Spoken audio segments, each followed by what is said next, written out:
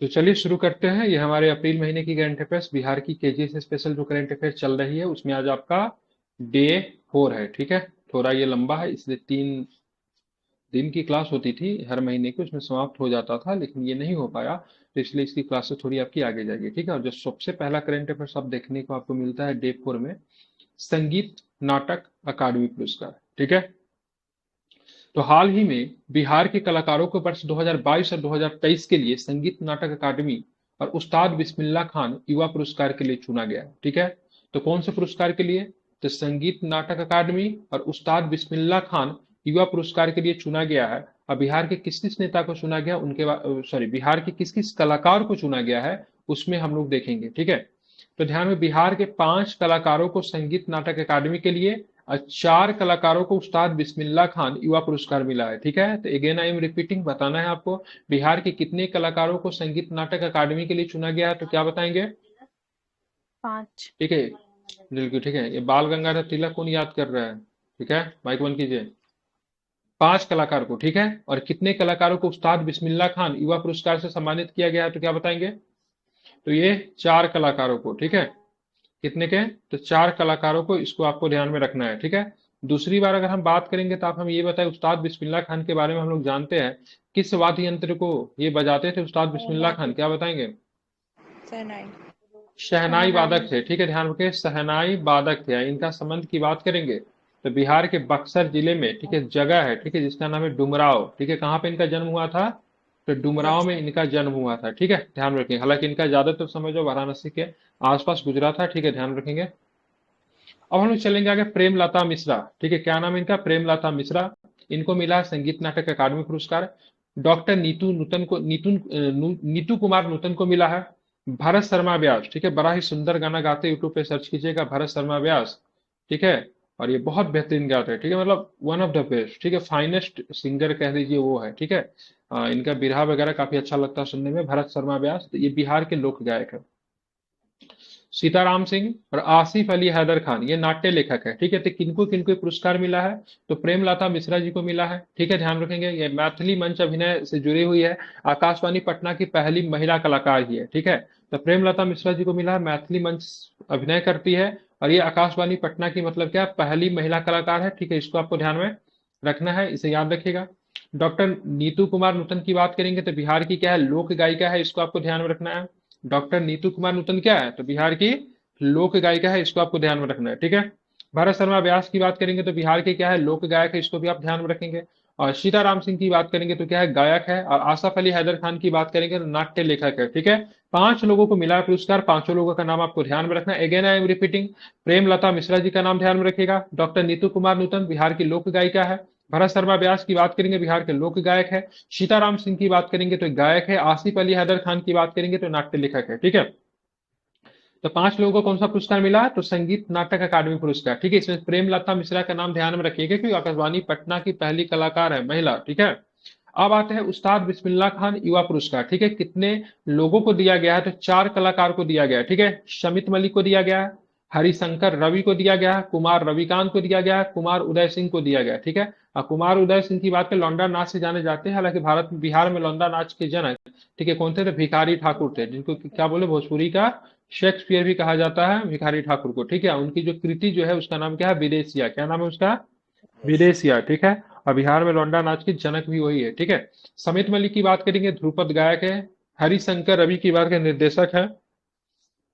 कुमार रविकांत की बात करेंगे तो कलाकार है। ठीक है, कुमार उदय सिंह की बात करेंगे तो ध्यान में रखेंगे लौंडा नाच के लिए जाने जाते हैं। सारे प्रश्नों को आपको क्या रखना है, ध्यान में रखना है। ठीक है, अब आगे चलेंगे तो कौन सा पुरस्कार वो भी देखेंगे। अब संगीत नाटक अकादमी की बात करेंगे, इसकी स्थापना कब हुई थी? तो इसका स्थापना 1953 में हुई थी। कब हुई थी संगीत नाटक अकादमी की स्थापना, कब हुई थी?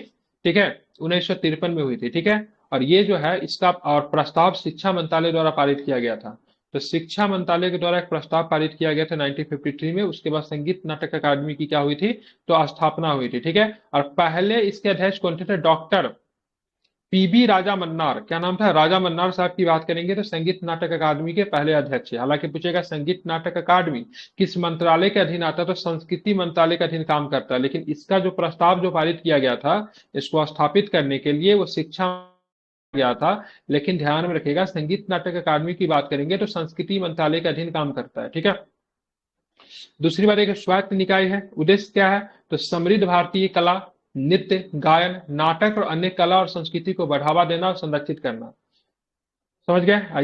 ये कब इसकी स्थापना? 1953 में। अब आते हैं उस्ताद बिस्मिल्लाह खान युवा पुरस्कार, ठीक है। इसकी स्थापना हुई थी, इस पुरस्कार की स्थापना कब हुई थी, कब से दिया जा रहा है? ध्यान में, 2006 से। कब से दिया जा रहा है?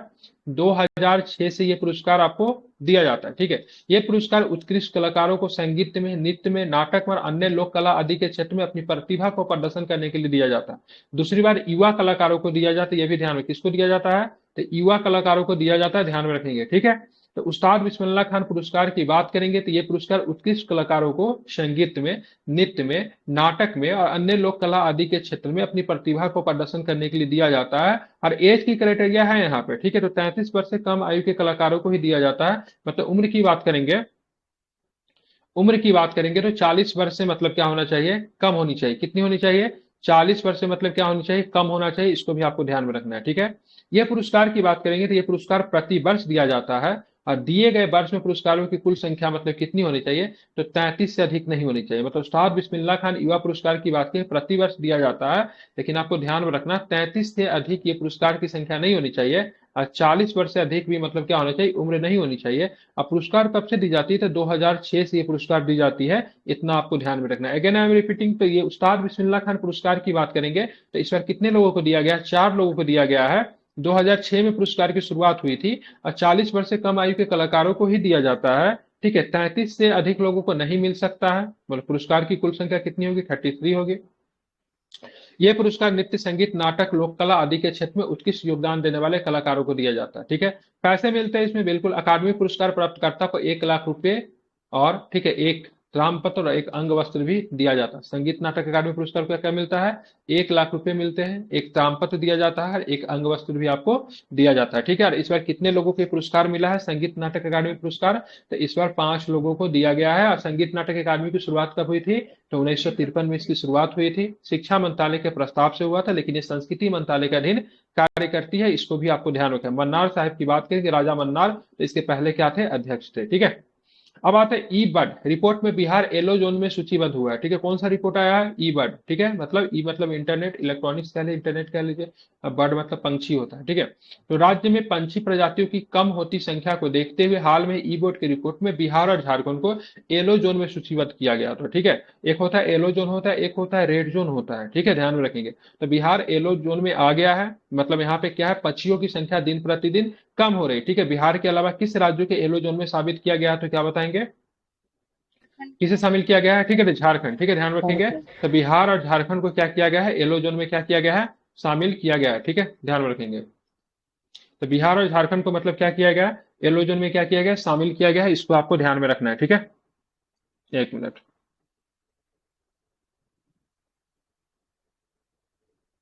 ठीक है, क्लियर। आप देखेंगे प्रमुख बिंदु की बात करेंगे तो इसमें क्या है उसको भी जरा देखते हैं। ई बर्ड रिपोर्ट जो है, पक्षियों की केवल 326 प्रजातियां पाई गई, ठीक है। तो इस बार जो रिपोर्ट जो है उसमें कितनी प्रजाति पाई गई पंछी की? 326, ठीक है। और पिछले वर्ष राज्य में कितनी प्रजातियां पाई गई थी?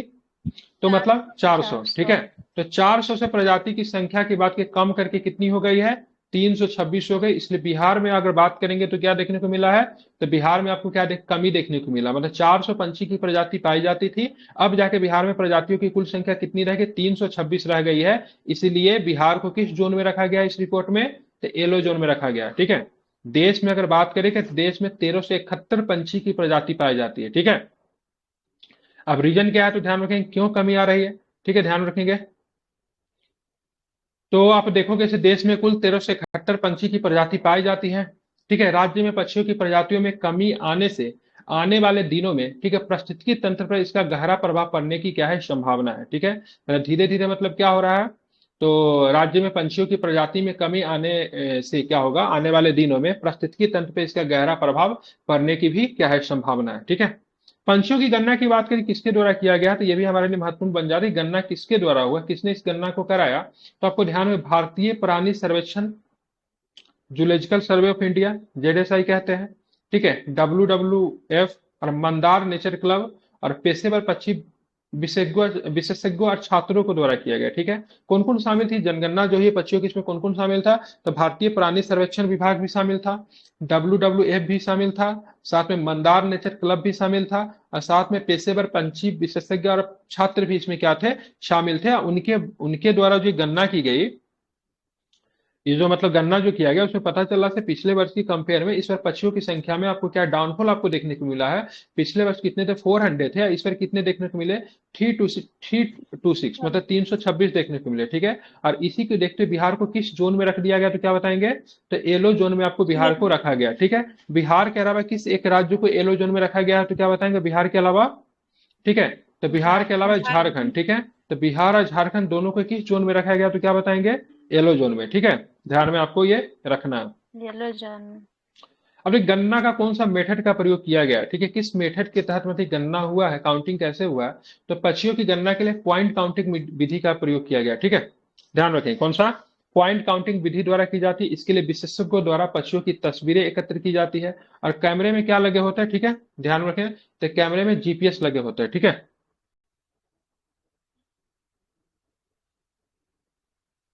ध्यान में इसको रखना है। ठीक है, पक्षियों की सर्वाधिक संख्या की बात करेंगे तो पश्चिम चंपारण में अधिक है, उसके भागलपुर है, जमुई में है और पटना में। ठीक है, जमुई में कौन सा अभ्यारण्य जहां पे पक्षियों की संख्या पाई मतलब आते हैं, वहां पे विदेशी पक्षी भी आते हैं, क्या नाम है उसका, नागा नागिन। नकटी। ठीक है, हाँ नागी, फिर ये बिहार का क्या बन गया है, नागी नकटी बिहार का क्या बना है। सेकंड ठीक वेटलैंड है, है।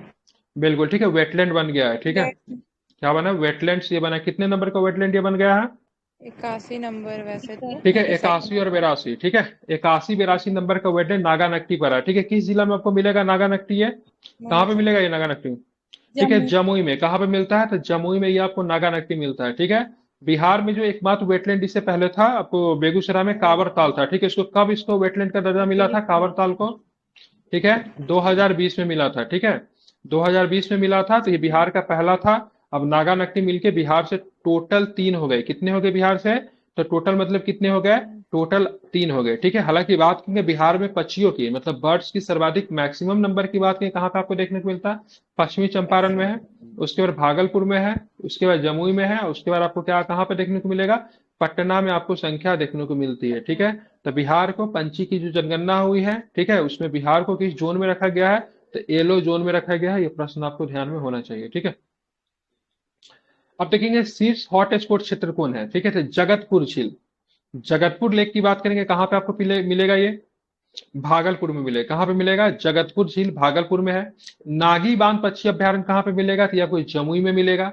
मदनपुर वेटलैंड की बात करेंगे तो पश्चिमी चंपारण में है। अब गोगाबिल कहाँ पे मिलेगा, कई बार एग्जाम में पूछा जाता है, बताओ गोगाबिल कहाँ है, कई बार एग्जाम में पूछा गया है। तो गोगाबिल पक्षी अभ्यारण्य की बात करेंगे तो कटिहार। आपको कहाँ पे मिलेगा ये, कटिहार में मिलेगा। कहाँ पे मिलेगा, कटिहार। कटिहार में। कटिहार की बात करें, कटिहार की बात करेंगे तो ये सीमावर्ती राज्य है। किस राज्य के साथ कटिहार की सीमा लगती है, क्या बताओगे, किसके साथ पश्चिम लगता है? बंगाल। पश्चिम बंगाल। ठीक है, वेस्ट बंगाल के साथ कटिहार आपकी सीमा भी लगाती है। ठीक है, तो बिहार में आपको ध्यान में रखना है, शीर्ष हॉट स्पॉट की बात करेंगे तो जगतपुर झील है, भागलपुर में है, ध्यान में रखना है। नागी नागी बांध पंछी अभ्यारण्य की बात करें जमुई में है।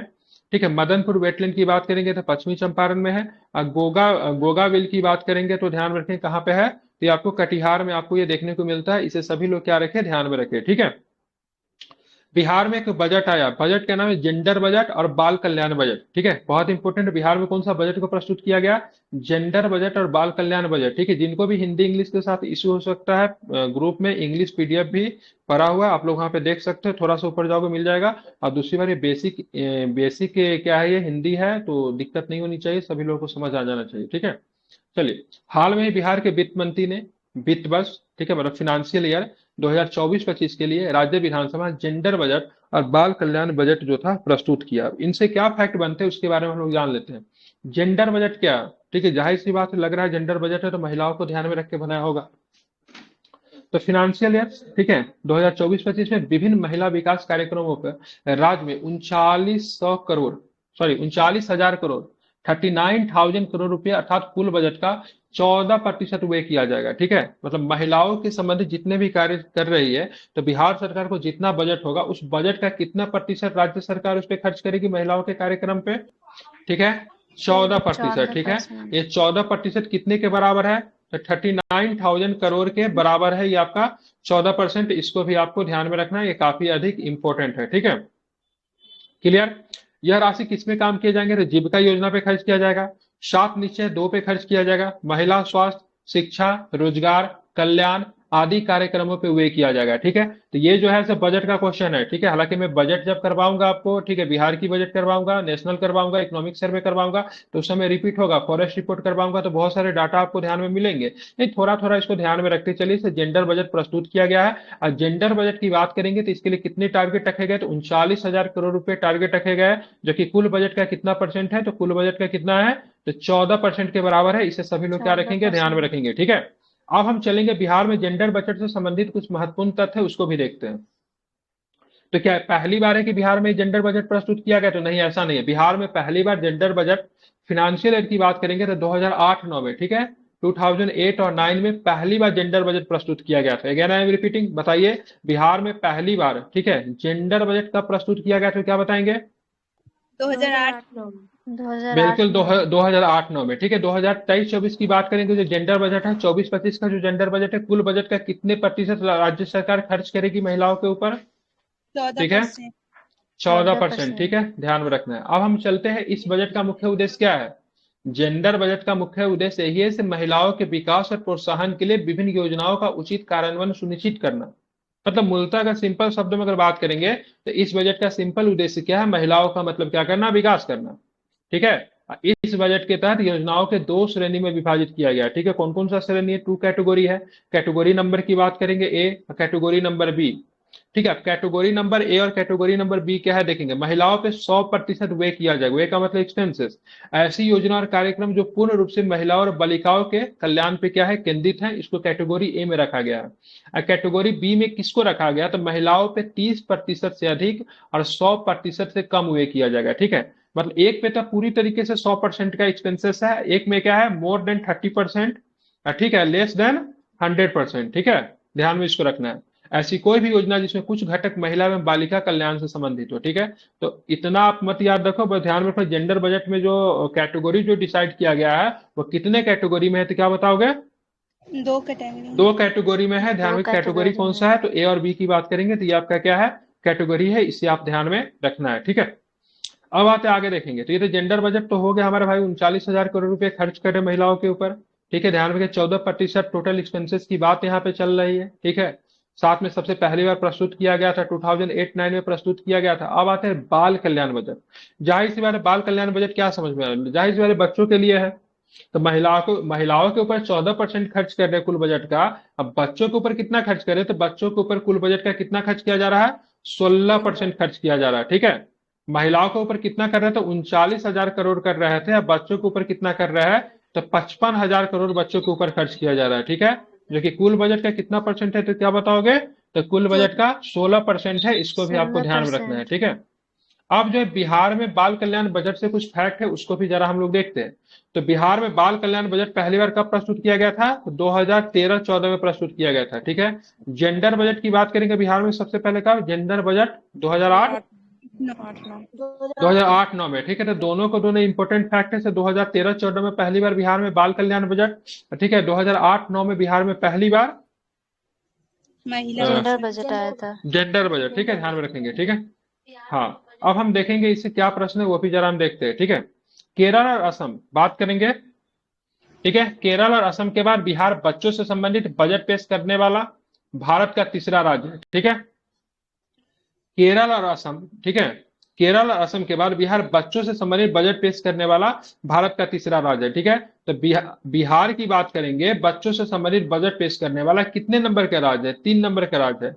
सबसे पहला राज्य केरल और असम है, मतलब केरल और असम के बाद में बिहार में बच्चों से संबंधित बजट पेश किया गया है। ठीक है, और बच्चा कौन है? ध्यान रखेंगे 18 वर्ष से कम आयु का। ठीक है, ध्यान रखेंगे 18 वर्ष के बाद यंग, मतलब क्या बोलते हैं ये, युवा में आ जाएगा। ठीक है, सो हाँ, ठीक है, 18 वर्ष से कम उम्र के। ठीक है, ये बजट में किसको ध्यान में रखा गया है? तो 18 वर्ष से कम उम्र के बच्चों के स्वास्थ्य, शिक्षा और कल्याण पे बजट की राशि खर्च की जाएगी। ठीक है, तो सारे फैक्ट आपको याद होने चाहिए। बिहार तीसरे नंबर के है, 55,000 करोड़ रुपया खर्च किया जा रहा है, जो कि 16% है। पहली बार कब प्रस्तुत किया गया था ये बच्चों वाला? 13-14 में। 13-14 में। ये कहाँ से आवाज आ रही है? बोल रहे हैं जो बात करें माइक बंद करके रखने के लिए, बात नहीं समझ में आ रही है? और जेंडर बजट की बात करेंगे तो पहली बार कब आया था? 2000, आठ ठीक है, 9 में। 8-9 में, ठीक है, इसे ध्यान में रखेंगे, ठीक है। अब आते पंच प्रण कार्यक्रम, ठीक है, कौन सा कार्यक्रम है? पंच प्रण कार्यक्रम, ठीक है।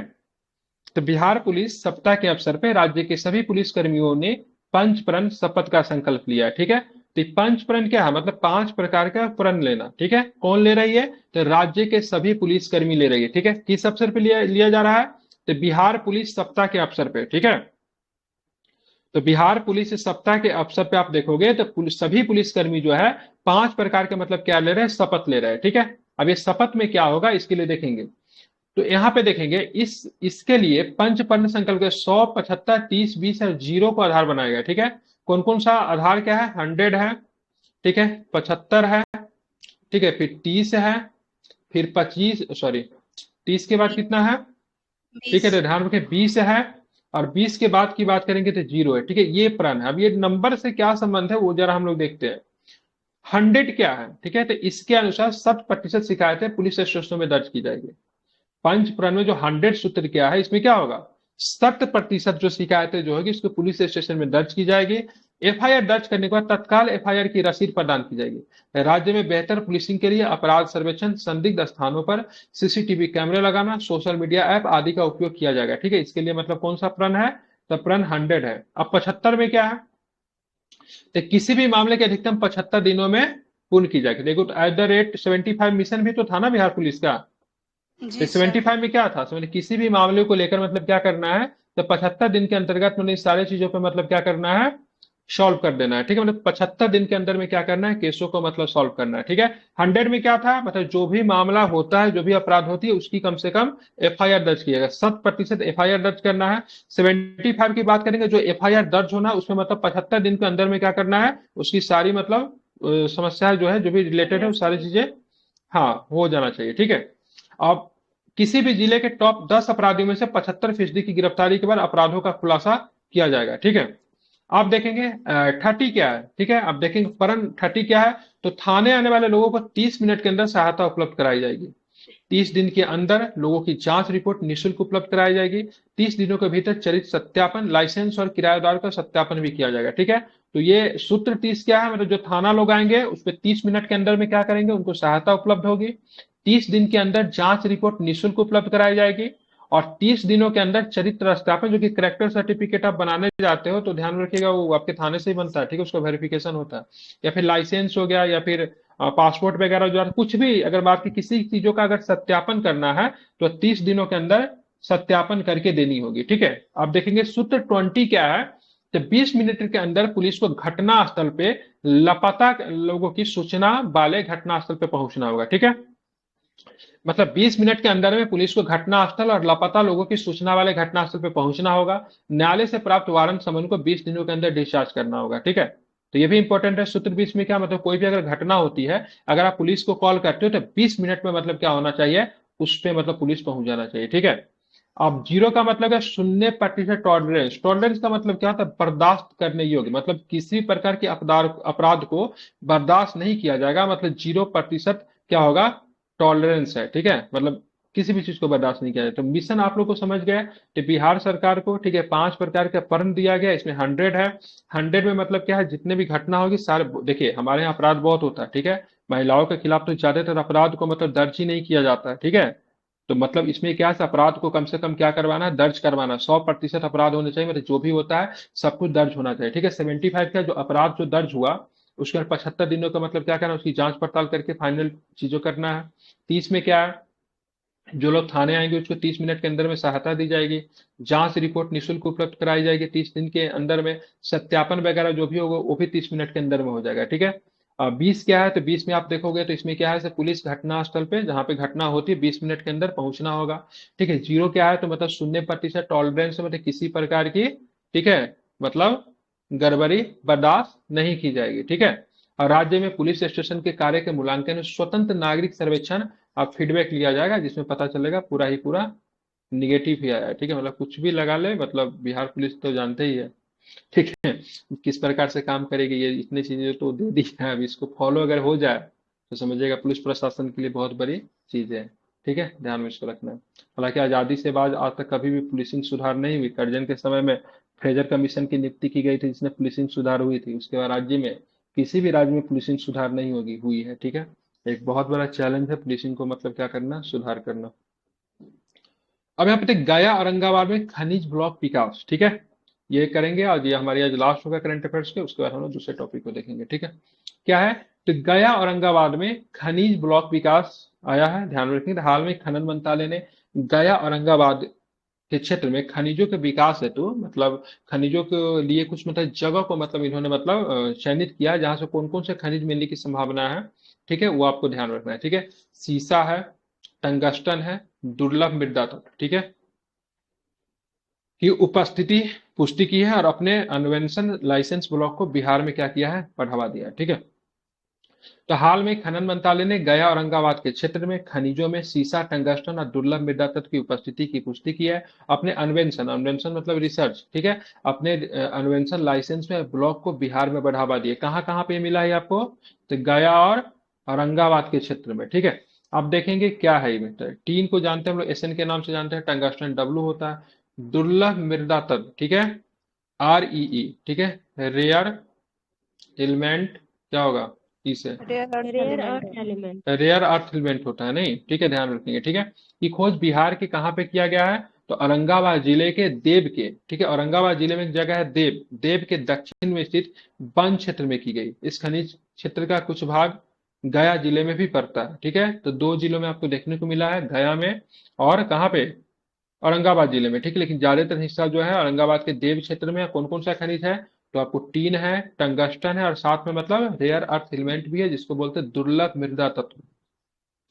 भारतीय भूवैज्ञानिक सर्वेक्षण जीएसआई के वैज्ञानिकों ने वन के 550 वर्ग किलोमीटर क्षेत्र में इन खनिजों की मौजूदगी की पुष्टि की है। ठीक है, अब अन्वेषण कार्य के लिए चुनी गई कंपनी उस स्थान को चिन्हित करेगी जहां इन खनिजों का बृहद भंडार मौजूद है। ठीक है, और यह भी पता लगा कि इन खनिजों की कितनी मात्रा वहां पे मौजूद है। ठीक है, इसके लिए मतलब कंपनियां जो होगी वो कार्य करेगी। अब देखें इन खनिजों का उपयोग क्या होता है, तो दुर्लभ मृदा तत्व का उपयोग क्या चीज में करते हैं, रेयर अर्थ एलिमेंट जो होता है इसका उपयोग क्या होता है, तो कंप्यूटर उपकरण में होता है, स्मार्टफोन की स्क्रीन बनाने में किया जाता है स्क्रीन, पेट्रोलियम के रिफाइनिंग में होता है, रासायनिक प्रसंस्करण, ध्यान में रखेंगे, मतलब केमिकल प्रोसेसिंग जिसको कहते हैं, हाइब्रिड और इलेक्ट्रिक कारों की बैटरी बनाने में होता है, टेलीविजन की न्यू जनरेशन के प्रकाश बल्ब आदि के उत्प्रेरक के रूप में। ठीक है, इन सब में इसका प्रयोग किया जाता है। टंगस्टन का प्रयोग तो आप लोग जानते हैं, बल्ब का जो फिलामेंट जो होता है वो टंगस्टन का ही तो बना होता है।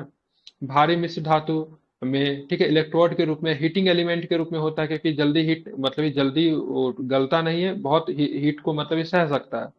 इस समय किया जाता है। टीन के बारे में आप लोग जानते हैं, सोल्डर में उपयोग किया जाता है, अन्य तत्वों में मिश्र धातु बनाने में भी इसका किया जाता है। टीन को, ठीक है, कोटिंग और पॉलिशिंग के लिए भी उपयोग किया जाता है, इसको आपको ध्यान में रखना है। ठीक है, गया औरंगाबाद जिले में पाए जाने वाले अन्य खनिज कौन कौन से, तो गया में आप जाओगे, औरंगाबाद में आप जाओगे तो वहां पे पेंटेले पेंटेलेटाइड, प्लेटेनियम, पैलेडियम और क्रोमाइट भी आपको देखने को मिलता है। ठीक है, कौन सा ब्लॉक है, तो यहाँ पे एक है गेंजाना ब्लॉक है। ठीक है, कौन सा गेंजाना ब्लॉक क्षेत्र है जो कि औरंगाबाद और गया जिले में आपको देखने को मिलता है, गेंजाना। ठीक है, इसको याद रखिएगा। तो पहले से भी यहाँ पे और भी खनिज आपको देखने को मिलता है। ठीक है, गया में क्या है, तो गया में भी गेंजाना है, वहां पे निकेल, क्रोमियर, पीजी ब्लॉक है। यहाँ पे फेल्सपार मिलता है। फेल्सपार कहाँ पे मिलता है, खनिज है, गया और जमुई में मिलता है। ग्रेनाइट की बात करें, गया, भागलपुर, जहानाबाद में आपको देखने को मिलता है। तो ये सब और भी खनिज पहले से आपको पाया जाता है, लेकिन अभी मुख्यतः आपको ध्यान में रखना है कहाँ पे खनिज मिला है, रेयर अर्थ एलिमेंट मिला है, तो गया और, ठीक है, ध्यान में रखेंगे, औरंगाबाद में मिला। ठीक है, क्वार्टजाइट की बात करेंगे तो रामशिला, प्रेतशिला, रामशिला प्रेतशिला कहाँ पे आपको मिलेगा, गया में ही तो है रामशिला प्रेतशिला। यूरेनियम कहाँ में मिलता है, बिहार में, यूरेनियम गया में मिलता है। अबरक की बात करेंगे तो गया, नवादा, मुंगेर में आपको देखने को मिलता है। झारखंड से सटा हुआ इलाका नवादा में तो खूब मिलता है अबरक। ठीक है, कोडरमा से सटा हुआ है। लॉ एस की बात करेंगे तो लॉ एस आपको गया और जमुई में आपको लॉ एस मिलेगा। तो ऐसा नहीं इन क्षेत्र में अभी खनिज मिला है, ठीक है, लेकिन इससे पहले भी आपको ध्यान में रखेंगे तो इन क्षेत्रों में खनिज जो थी पाई जाती थी, इसका आपको ध्यान में रखना है। ठीक है, तो कल के क्लास में हम लोग क्या करेंगे, हम लोग देखेंगे राष्ट्रीय डॉल्फिन अनुसंधान केंद्र पटना में बनाई गई, इन पे हम लोग चर्चा करेंगे। सबसे पहले एक प्रश्न आप बता दें, राष्ट्रीय डॉल्फिन दिवस कब सेलिब्रेट किया जाता है, कब सेलिब्रेट किया राष्ट्रीय डॉल्फिन दिवस, 5 अक्टूबर, 5 ठीक है, तो अक्टूबर। कब किया जाता है, 5 अक्टूबर को क्या किया जाता है, राष्ट्रीय डॉल्फिन दिवस। और विश्व शिक्षक दिवस भी होता है 5 अक्टूबर को, ये भी आप लोग ध्यान में रखेंगे। ठीक है, विश्व शिक्षक दिवस है ना, जी सर। ठीक है। तो चलिए, तो ये हमारा आज का करंट अफेयर्स यहीं तक। अब हम लोग बिहार पढ़ते हैं, बिहार में हमारा क्या चल रहा था। तो बिहार में हमारा हिस्ट्री चल रहा था, तो उसको हम लोग करेंगे। और उसके बाद हम लोग थोड़ा आज पॉलिटी देखेंगे। और फिर अगर मन किया तो कुछ सेट का भी क्वेश्चन लगा लेंगे, क्योंकि सेट सब काफी पड़े हुए हैं। ठीक है, कल तो खत्म कर दिया था, क्या जीएस का एक पॉलिटी का समाप्त हो गया था।